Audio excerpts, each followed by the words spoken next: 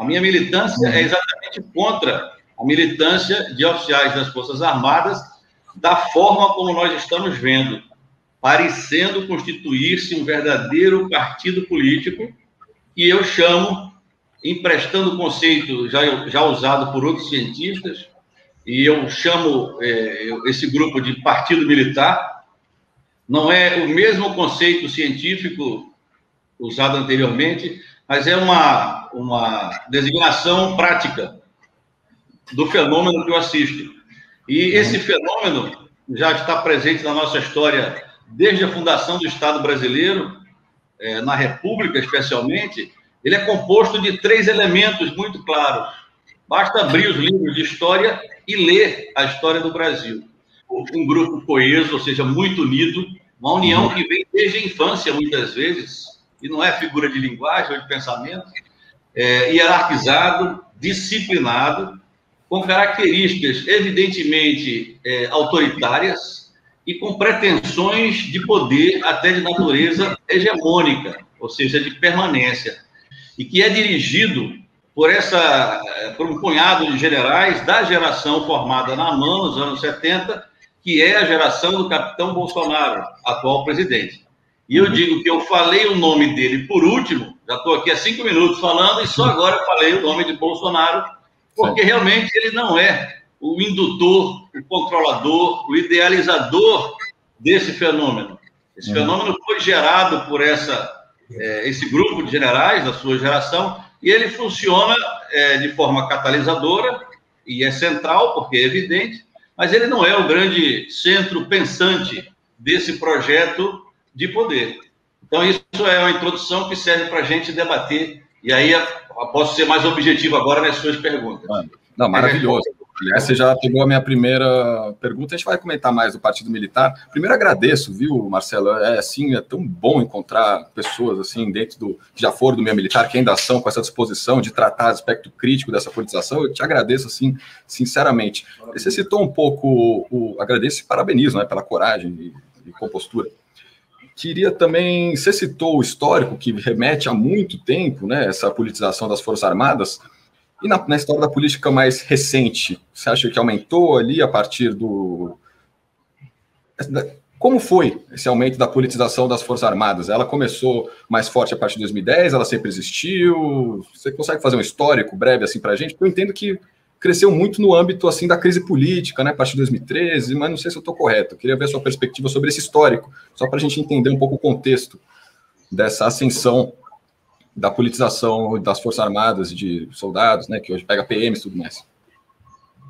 Eu vou explicar isto explicando o que é o Partido Militar. Eu espero que, ao apresentar os seus elementos, fique claro a resposta à sua pergunta. E, no final, eu vou sugerir 5 balizas para que se entenda a recidiva desse Partido Militar, que é exatamente a sua pergunta. Como começou isso que deu nesse governo?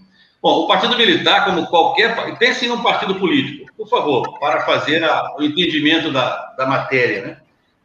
O partido político e o Partido Militar têm uma memória histórica e uma vocação institucional. É o primeiro elemento.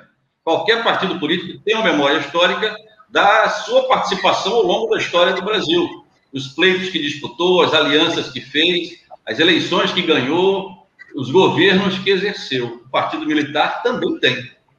A vocação institucional, que é um elemento atrelado à memória histórica, é de fazer essa intervenção no cenário político sempre por intermédio da cúpula hierárquica da instituição e sempre com um propósito alegado de salvar o Brasil de alguma ameaça, não necessariamente externa, aliás, quase nunca externa, mas de uma ameaça de algum inimigo interno de ocasião.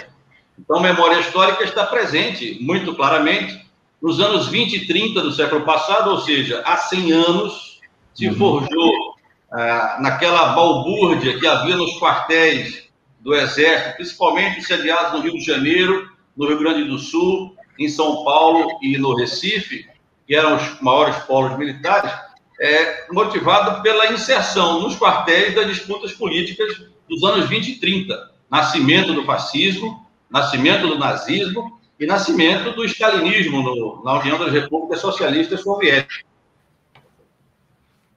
E acabou gerando muita... Calma aí, deu uma oscilada. Vamos ver. E Marcelo, talvez tenhamos perdido, hein? Eu volto então, estava falando da memória histórica do partido. A Revolução de 30 é resultado desse estado de indisciplina crônico dos quartéis, nos anos 20. O próprio golpe do Estado Novo, que é um autogolpe de Getúlio Vargas, com apoio da sua cúpula militar, e pautou todo o processo político brasileiro até 64. E a geração que desencadeou o golpe militar de 64 e conduziu o início da ditadura é a geração dos tenentes dos anos 20 e 30 que ascenderam a carreira. Então, para isso, faça já o paralelo com a geração de generais que está no governo hoje, é a geração dos anos 70 que estava na academia militar e iniciando a sua carreira num contexto de disputa ideológica muito forte dentro do Exército, dentro do Brasil, aliás, melhor dizendo, e que estava preparado para participar da repressão à luta armada que contestava a ditadura militar. Então, fica muito claro esse primeiro elemento do partido, a memória histórica e a sua vocação institucional de participar, protagonizando a política. O segundo elemento é a base ideológica. Essa base ideológica surgiu exatamente nos anos 20 e 30 do século passado, com o marco da intentona comunista de 27 de novembro de 35. É a geratriz do golpe de 64 e que se repercute hoje quando se lê a ordem do dia da cúpula das Forças Armadas, nomeando o golpe e a ditadura de marcos da democracia. Então, a mesma linha ideológica. Hoje, como não existe comunismo, apesar da tentativa de fabricá-lo como algo além de uma ideia no campo econômico, político, mas como um movimento organizado, se tenta fabricar, esse anticomunismo ele se difundiu ou se dissipou num anti-esquerdismo bem genérico, num antipetismo, num antilulismo, num antipoliticamente correto, num antiglobalismo, mas é um antissistema, basicamente, que justificaria as rupturas. Desta vez, não houve ruptura institucional, mas mesmo assim é um governo militar. Muita gente contesta o emprego da expressão governo militar, porque diz, olha, não há ditadura, estamos em plena democracia, claro, mas nem por isso deixa de ser um governo pontuado, da cabeça aos pés, passando pelas entranhas e pela alma, por militares, por essa geração dos anos 70.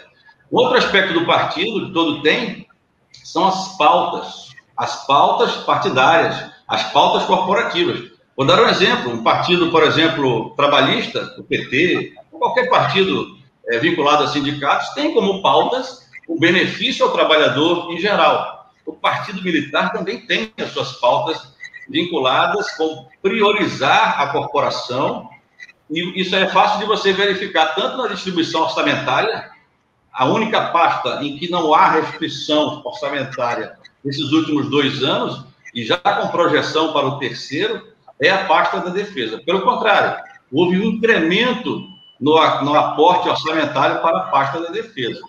E outras pautas menores. Vou dar exemplo aqui, 2 muito prosaicos. O projeto de escolas cívico-militares, a ESIM, que é uma ideia de transformar escolas públicas, Brasil afora, em espécies de colégio militar, que na prática vai empregar, e eu uso a palavra empregar porque é emprego mesmo, em cada uma dessas escolas, cerca de 18, para ser preciso, 18 militares, não oficiais, sargentos, que vão servir como se fossem B10 para essas escolas, inclusive com um abono salarial extra do próprio salário, e que representa, na verdade, uma forma de dar emprego à corporação militares da reserva. Um outro exemplo são, por exemplo, esse aporte de militares para a fila do INSS, para ajudar digamos, desinchar a fila de solicitações de benefícios de aposentadoria e de pensões, né? Então, todas as pautas, se você observar, tem como foco atender à corporação ou aos militares que são o outro elemento de qualquer partido, a base eleitoral e militante do partido militar. Também tem, como um partido qualquer. E a base eleitoral do partido está nucleada no militar das Forças Armadas da ativa. Somos cerca de 350 mil. Mas se você considerar a sua família, o seu entorno familiar, você pode multiplicar por 3, já passa de 1 milhão. Se você coloca os aposentados, os inativos e os pensionistas, já vamos para casa de 3, 4 milhões. Quando você agrega o entorno social dessa família militar, em cada cidade do Brasil de alguma relevância, existe um quartel, um tiro de guerra ou alguma instalação militar. Você imagina a amplidão da base eleitoral. E quando você coloca os militares nas redes sociais, essa base eleitoral fica militante na transmissão de notícias, de muitas vezes notícias falsas ou impulsionadas ou mal conduzidas. O mais importante de qualquer partido, quando ele ganha as eleições, ele controla a distribuição do poder, ocupando como integrantes do partido os cargos-chave e distribui o poder em toda a máquina da administração pública direta, ou seja, os ministérios, e a administração pública indireta, abrangendo inclusive as estatais, agências reguladoras, etc., que estão pontuadas de militares, da cabeça, transpondo a própria hierarquia de um quartel para a organização. Generais no primeiro escalão, coronéis nos segundos, e assim por diante. Então, o governo ele é impulsionado por esse partido, pelas suas principais lideranças. E, finalmente, um outro elemento muito claro é a condução do governo em direção, em sentido e em intensidade, em velocidade, é totalmente coordenada pelo grupo partidário. E quando eu digo grupo partidário, não significa que, pelo fato de alguns ministérios serem pontuados por civis, e esses também não sejam aderidos ao partido militar. É como um partido qualquer ganha eleição e precisa de outros partidos participando do governo, por intermédio de lideranças conhecidas e capazes, para dar uma base de sustentação executiva e também uma base de sustentação parlamentar. Então, raciocinando dessa forma, é evidente que o conceito de partido militar ajuda a entender contra o que a oposição tem que atentar. Não é contra simplesmente a figura do presidente, que ela é uma figura distrativa, ela é uma espécie de espantalho que serve para chamar a atenção para coisas fúteis e pequenas e desviar a atenção até da imprensa para assuntos relevantes que precisam de debate nacional profundo, civilizado, entre situação e entre oposição. Então, eu expliquei de onde vem esse partido. Ele estava durante 30 anos, que coincide com a minha geração ascendendo na carreira, totalmente à parte da política, mas ele não estava morto. E existem 5 balizas que explicam a recidiva desse partido militar. Não há uma só razão, é um composto de razões. O primeiro motivo que ativa é a eleição de 2010, da presidente Dilma, pelo seu passado durante o regime militar, durante a ditadura. A sua reeleição, já que no primeiro mandato da presidente houve um desgaste muito grande do seu governo, por várias razões, e não se esperava que ela fosse reeleita. Pelo menos a cúpula do partido militar não contava com a reeleição da presidente Dilma, e se empenhou de diversas formas em ajudar aquilo que nós vimos em 2016, né? E eu chamo de golpe sem grandes problemas. É um golpe, considero que seja um golpe. Mas agora nem é mais relevante dizer se o impeachment foi golpe ou não. O que torna o impeachment da presidente Dilma um golpe é o não impeachment do presidente Bolsonaro. Quanto mais tempo ele ficar sem ser incomodado sequer com uma CPI, aquele impeachment torna-se algo bastante extraordinário, sob o ponto de vista político, legal, etc. Então, já lhe falei 2 motivos, são 5. O terceiro aconteceu entre os 2. O funcionamento da Comissão Nacional da Verdade, praticamente durante todo o primeiro mandato da presidente Dilma, que produziu um relatório que incomodou muito a cúpula do Partido Militar, até em termos pessoais, já que parentes desses generais da geração 70, que já ocupavam a cúpula do Exército, estavam citados no relatório como violadores ou diretos por atos ou indiretos por omissão de direitos humanos durante a ditadura. E os outros dois fatores são muito relacionados. Foi a participação do Brasil como líder da missão de estabilização das Nações Unidas no Haiti, a MINUSTA, ou MINUSTAH, como queiram, durante todo o governo do presidente Lula, 2004 a 2010, e no primeiro mandato da presidente Dilma, em 2014. E durante esse exercício, que foi realmente relevante sob o ponto de vista, eu digo militar, mas de caráter geral, porque foi a maior mobilização do Exército desde a Segunda Guerra Mundial para executar uma operação duradoura. Isso foi bom para nós, porque exercitamos diversos sistemas operacionais, evidentemente não os bélicos, né, como artilharia e outros sistemas mais bélicos, mas sistemas de logística, sistemas de comando e controle, sistemas de planejamento operacional foram exercitados, foi muito bom, mas também terminou quando terminou o mandato da presidente Dilma. E durante esse período, nós nos arvoramos no, digamos assim, com uma capacidade de executar operações tipo polícia relacionadas à segurança pública. E se tentou aplicar no Brasil, em áreas urbanas conflagradas pelo crime organizado, e também com a presença de milícias já incipientes, desde 10, 15 anos atrás, procurou aplicar técnicas e táticas do Haiti que deram certo lá, por outras condições, nas favelas ou nas comunidades conflagradas pela violência e pela insegurança pública. E houve um excesso de emprego do Exército, especialmente, em operações de garantia da lei e da ordem.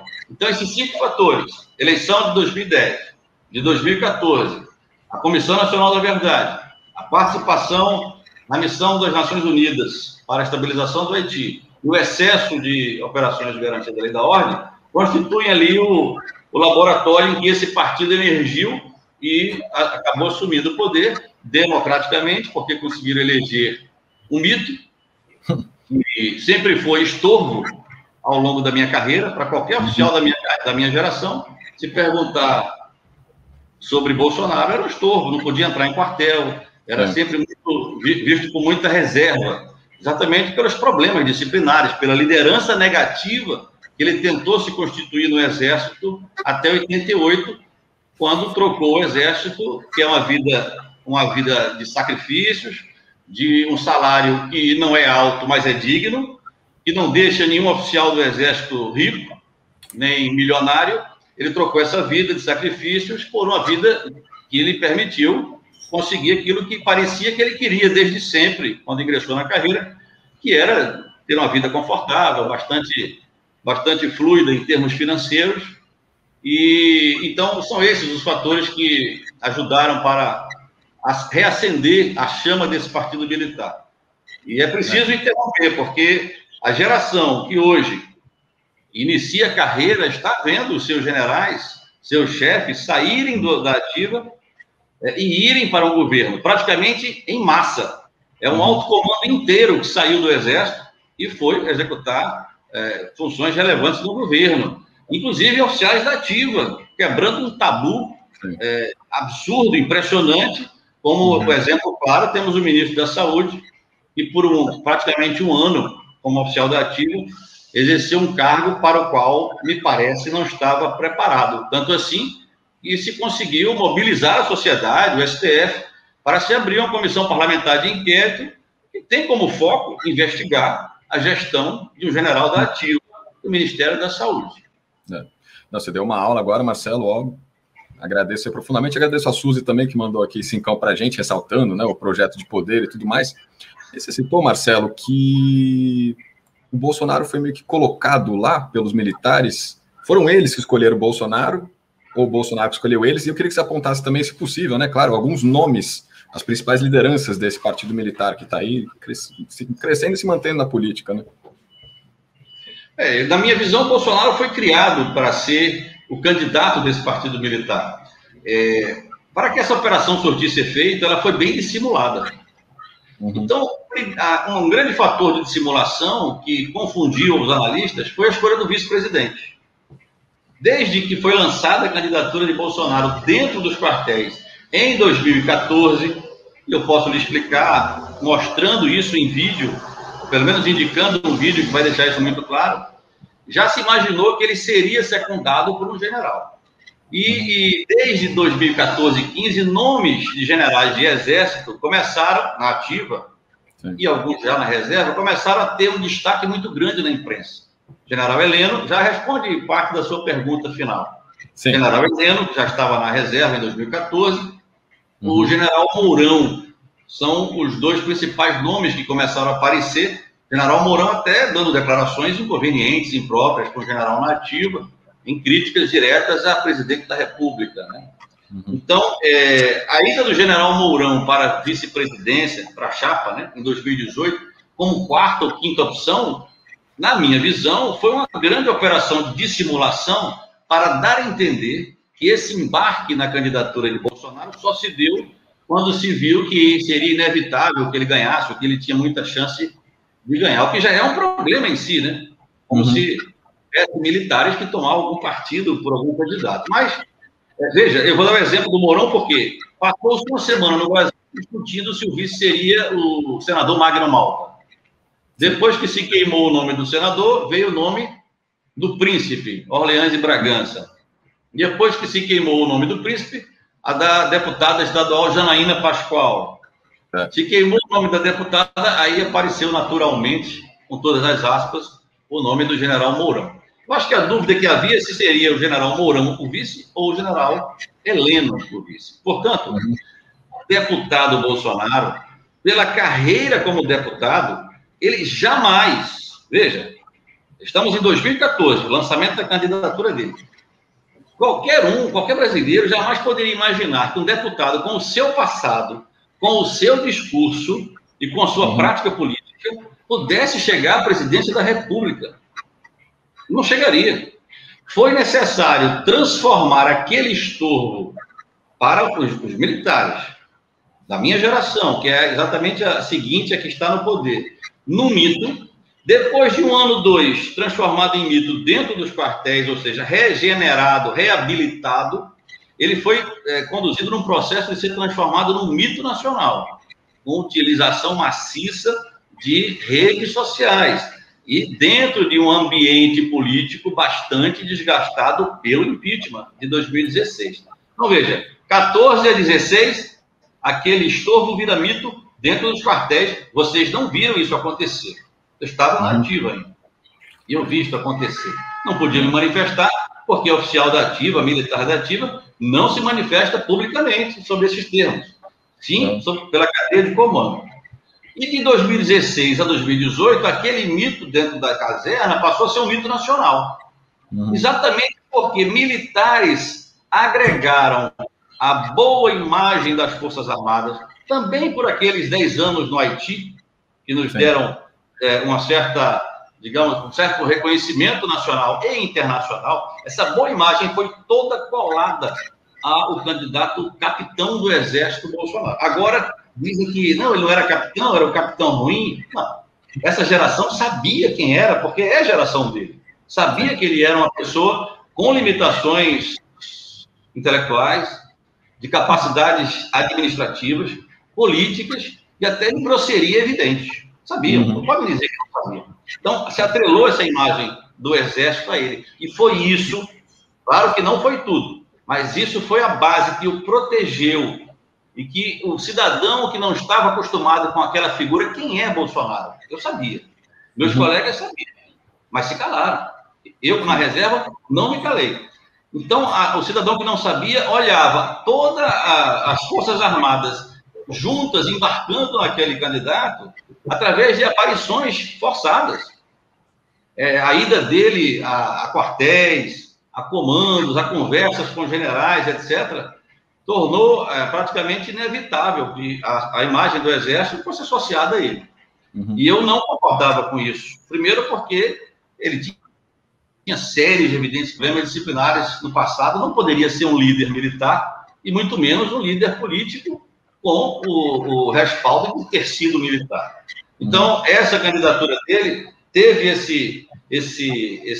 digamos, esse impulso quando se colou a imagem do Exército, e eu digo do Exército, mas também da Força Aérea e da Marinha, à candidatura do capitão. Tanto assim, Rafael, que o brado de guerra da Brigada Paraquedista do Exército, Brasil acima de tudo, se converteu em slogan eleitoral da campanha de um capitão e de um general, sem qualquer objeção da terceira pessoa, eu já lhe citei duas, Mourão e Heleno, ambos generais, da terceira pessoa que foi responsável direta pelo surgimento e pelo ressurgimento do Partido Militar, que é o general Vilas Boas.